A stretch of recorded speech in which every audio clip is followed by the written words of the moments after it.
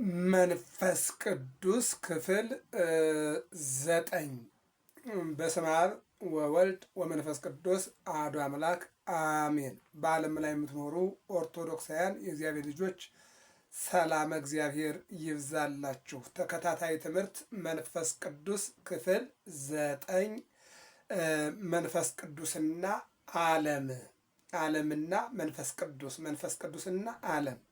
መንፈስ ቅዱስ በዚህ ዓለም ሰዎች ኃጢአት ከመስራት ይገታቸዋል።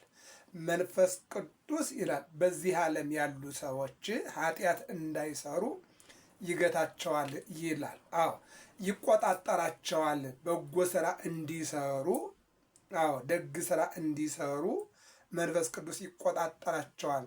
ህሊናቸው ተው መግደል ቢያስብ እንዳትገድል፣ ማመንዘር ቢያስብ እንዳያመነዝር፣ መስረቅ ቢያስብ እንዳይሰርቅ፣ ማፍረስ ቢያስብ እንዳያፈርስ፣ መገንባት እንዲችል መንፈስ ቅዱስ ከክፉ ሐሳብ ወደ መልካም ሐሳብ፣ ከክፉ ስራ ወደ መልካም ስራ፣ ከክህደት ወደ እምነት፣ ከጥላቻ ወደ ፍቅር፣ ከመጥፎነት ወደ ደግነት፣ ከሐሜተኛነት ወደ አመስጋኝነት የዓለም ሰዎች እንዲመለሱ ያደርጋል። ይልቁንም ክፉ ሐሳብን አውጥቶ መልካም ሐሳብን ያስገባል።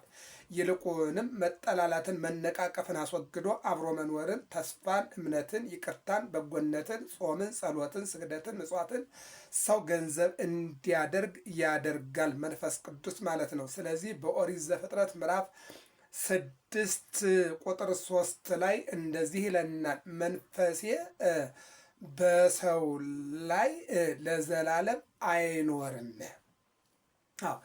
ሰው እስከ አለ ድረስ ለሰው በጎ ስራ የሚሰራበት፣ ጥሩ ስራ የሚሰራበት መንፈስ ይሰጠዋል። ሰው ግን ስጋውና ነፍሱ ሲለይ ግን መንፈሱ አብሮ ምንድን ነው? በኦሪት ዘፍጥረት ምዕራፍ 2 ቁጥር 7 ላይ ወነፍሐ ላዕሌሁ መንፈሰ ሕይወት ከአራቱ ባህርያተ ስጋ ላይ 3 ባህርያተ ነፍስ፣ ነባቢት የምትናገር፣ ለባዊት የምታስተውል፣ ሕያዊት፣ ዘላለማዊት። ዘላለማዊት የሆነችው ነፍስ ስትወጣ መንፈስም አብሮ ይወጣል ማለት ነው። እስትንፋስ ስለሆነ ማለት ነው። ስለዚህ መንፈሴ ለዘላለም አይኖርም፣ እስካለ ድረስ ግን በጎ ስራ የሚያሰራው መንፈስ ቅዱስ ነው፣ መንፈሰ እግዚአብሔር ነው ይላል እና መንፈስ ቅዱስ ይወቅሳል። ተው፣ አትግደል፣ አታመንዝር፣ አትስረቅ፣ አትመኝ እያለ አትናገር፣ አታስብ፣ አታድርግ እያለ መንፈስ ቅዱስ በዚህ ዓለም ሰዎችን ኃጢአት ከመስራት ይከለክላቸዋል ይላል። ለዚያም ነው ዛሬ ሰው የፈለገውን ሁሉ እንዳያደርግ። ለምሳሌ ፈረስ የሚጋለበው፣ በቅሎ የሚጋለበው በልጓም ነው። የሰው ልጆች ልጓም ደግሞ መንፈስ ቅዱስ ነው። የፈለጋቸውን ነገር እንዳያደርጉ መንፈስ ቅዱስ ይገድባቸዋል። ቅዱስ መንፈስ ነው። ለዚህ ነው ልበ አምላክ ዳዊት ወመንፈሰ ከቅዱስ አይታወፅ እምላዕሌየ፣ ቅዱሱን መንፈስህን ከውስጤ አታውጣ፣ በጎ የሚያስደርግ ቅዱስ ዳዊት ጎሳ ልቤ ቃለ ሰናይ አነ አየድ ግብሬ ለንጉሥ።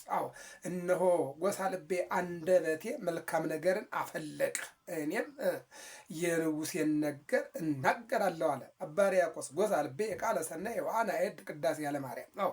አንደበቴ መልካም ነገርን አፈለቀ፣ እኔም የማርያምን ቅዳሴ እናገራለሁ። ሰው ሰውን የሚያመሰግነው፣ ሰው ሰውን እነሆ የሚያወድሰው መንፈስ ቅዱስ እስከተመላ ድረስ ነው። ስለዚህም መንፈስ ቅዱስ ሰዎች በጎ ነገር እንዲያደርጉ፣ መጥፎ ነገር እንዳያደርጉ የሚከለክል ኃይል ነው ማለት ነው። አንደኛው ነው። ሁለተኛው መንፈስ ቅዱስ በዓለም ደረጃ ስለ ኃጢአትም ይወቅሳል። የዮሐንስ ወንጌል ምዕራፍ 16 ቁጥር 8 ላይ ቃሉን እናገኘዋለን። መንፈስ ቅዱስ ምንድን ነው? ሰዎችን ይወቅሳል። ይህን ማወቅ ያስፈልጋል። ይወቅሳል። መጥፎ እንዳይሰሩ፣ ከመጥፎ ስራ ራሳቸው እንዲጠብቁ መንፈስ ቅዱስ ምን ይላል? ይወቅሳል ማለት ነው። በነገራችን ላይ መንፈስ ቅዱስ ወቃሽ ነው። እኔው እዚህ መጽሐፍ ቅዱስ ላይ የዮሐንስ ወንጌል ምዕራፍ 16 ቁጥር 8 እስከ 11 ያለውን ቃል ስንመለከት መንፈስ ቅዱስ ይወቅሳል ይለናል። ከቁጥር 8 እስከ 11 እስኪናንበው። እርሱም መጥቶ ስለ ኃጢአት፣ ስለ ጽድቅም ፍርድም ዓለምን ይወቅሳል። ጰራቅሊጦስ ወደ እናንተ አጽናኝ ይመጣል፣ መንፈስ ቅዱስ ይመጣል። መንፈስ ቅዱስም ይመጣና ምን ይወቅሳል? ስለምን?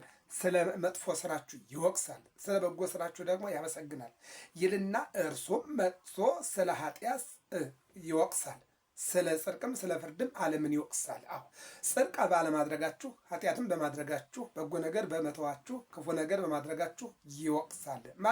መንፈስ ቅዱስ ስለ ኃጢአት በእኔ ስለሚያምኑ ነው፣ ስለ ጽድቅም ወደ አብ ስለሚሄድ ከዚህም በኋላ ስለማታዩኝ ነው ይልና ስለ ፍርድም የዚህ ዓለም ገዥ ስለተፈረደበት ነው ብሎ ይናገራል ማለት ነው። ስለዚህ መንፈስ ቅዱስ ይወቅሳል፣ ህሊና ማለት ነው። አዎ ይህን ነገር ለምን አደረግኩት፣ ለምን ሰራሁት ብሎ ሰው ራሱን እንዲፈልግ ያደርጋል።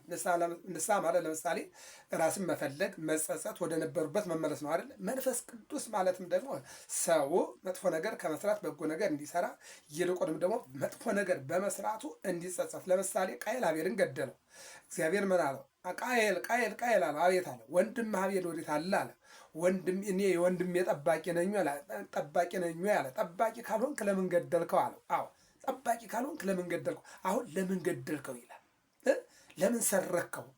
ለምን አስቀየምከው? ለምን አሳዘንከው? ለምን ገፋኸው? ለምን ቤቱን አፈረስክበት? ለምን አሳደድከው? አዎ ይላል። አዎ ለምን አዋረርካት? ለምን አሳደርካት? ለምን አሳደርካቸው? ለምን ገደልካት? ለምን ገደልከው? ይላል መንፈስ ቅዱስ ማለት ነው። ይሄ ነው አየው። አዎ ይወቅሳል ማለት ይሄ ነው። አዎ ቃየል ቃየል ቃየል አለው። አቤት አቤል ወንድም ወዴት አለ? የወንድም ጠባቂ አይደለም። ጠባቂ ካልሆንክ ለምን ገደልከው? ለምን ትገለዋለህ? ጠባቂ ካልሆንክ፣ አዎ ካላበላው፣ ካላጠጣው፣ ካልጠበቅከው አንተ ለምን ትገለዋለህ? ምን አገባህ? አታበላው፣ አታጠጣው፣ አታለብሰው፣ አታኖረው፣ በዚህ በማያገባ ገብተህ ለምን ትገለዋለህ? በምቀኝነት ብሎ ይወቅሳል ማለት ነው። ይህን ነው የሚናገረው። ሌላው መንፈስ ቅዱስ ምንድን ነው እዚህ ጋር አሁን ነገር ግን ሰው የእግዚአብሔርን ነገር ከመንፈስ ቅዱስ ከተረዳና ከአወቀ በኋላ ቢተወውና ቢነቅፈው የመመለስ ተስፋ አይኖረውም ይላል። ሰው ካወቀና ከተማረ ከተረዳ በኋላ እንደገና ወደ ኃጢአት ከገባ ያ ሰው መቼም ቢሆን መቼ አይመለስም። የመጨረሻው ምን ይለናል? በማቴዎስ ወንጌል ምዕራፍ 12:31 ላይ ደግሞ ያለውን እንመልከተው። እግዚአብሔር እንግዲህ ምንድን ነው የሚለው ሊቁ? እግዚአብሔር በአንድም በሌላም መንገድ ያስተምራል፣ ሰው ግን አያስተውልም ይላልና ማስተዋሉን ለሁላችንም እግዚአብሔር ያድለን። ምክንያቱም እግዚአብሔር ጻድቁ ቅዱሱ ያሬድ የተማረው በምንድን ነው? በትል ነው የተማረው አይደለ? በትል ነው የተማረው። እንደገና በለዓም በምንድን ነው የተማረው? በእንስሳ በአህያው ነው የተማረው። ሰው ተማር ከተባለ በዚህ ይማራል፣ አትማር ከተባለ ደግሞ ምንም ነገር ቢያውቅ አይማርም ማለት ነው። ስለዚህ የማቴዎስ ወንጌል ምዕራፍ 12:31 ላይ ስለዚህ እላችኋለሁ ኃጢአትና ስድብ ሁሉ ለሰዎች ይሰረይላቸዋል፣ ነገር ግን መንፈስ ቅዱስን ለሰደበ አይሰረይለትም። አዎ ልብ አድርጎ ስለዚህ እላችኋለሁ ኃጢአትና ስድብ ሁሉ ለሰዎች ይሰረይላቸዋል፣ ነገር ግን መንፈስ ቅዱስን ለሰደበ አይሰረይለትም። ይህን ይላል። አይሰረይለት በፍጹም።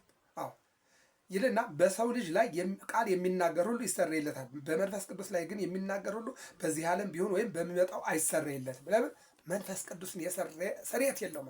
ለዚህ ነው በቤተ ክርስቲያናችን ስርየት ያለው ኃጢአትና ስርየት የሌለው ኃጢአት አለ። ስርየት የሌለው ኃጢአት መንፈስ ቅዱስን መሳደብ ነው። በቃ አለቀ። ሰው ኤሊ ተናግሯል ለልጆቹ ምን አላቸው? ሰውን ቢሳደብ ሰውን ቢበድል እግዚአብሔር ይቅር ይለዋል። ሰው ግን እግዚአብሔርን ቢበድል ማን ይቅር ይለዋል? ይህ ነው ትልቁ ነጥብ። አሁን ልናስበው የሚገባን አሁን ሰውን እየገደልን ነው ያለ ነው፣ ሰውን እያሳደርን ነው ያለ ነው፣ ሰውን እያቃጠልን ነው ያለ ነው አይደለ? በዚህ ውስጥ ነው ያለ ነው አይደለ? ስለዚህ በዚህን ሰዓት የሚያዝን ማን ነው? እግዚአብሔር ነው። በማቴዎስ ወንጌል 25:15 ላይ በታሰር አስፈታችሁኛል፣ ብራብ አብልታችሁኛል፣ ብጠማ ጠጥታችሁኛል፣ ራቆት አለብሳችሁኛል እያለ ይናገራል። መቼ አየንህና መቼ ያደረግልን ሲሉት ለአንዱ ያደረጋችሁት ሁሉ ለእኔ ሆነ ማለት ነው እያለ ሲናገር እንሰማዋለን ማለት ነው። ይህንን ነው የሚለው እና ስለዚህ መንፈስ ቅዱስና ዓለም ይህንን ይመስላል። ክፍል 9 መንፈስ ቅዱስና ዓለም በመንፈስ ቅዱስ ስጦታ ዓለም በእንዲህ አይነት መልኩ ትጠቀማለች ማለት ነው።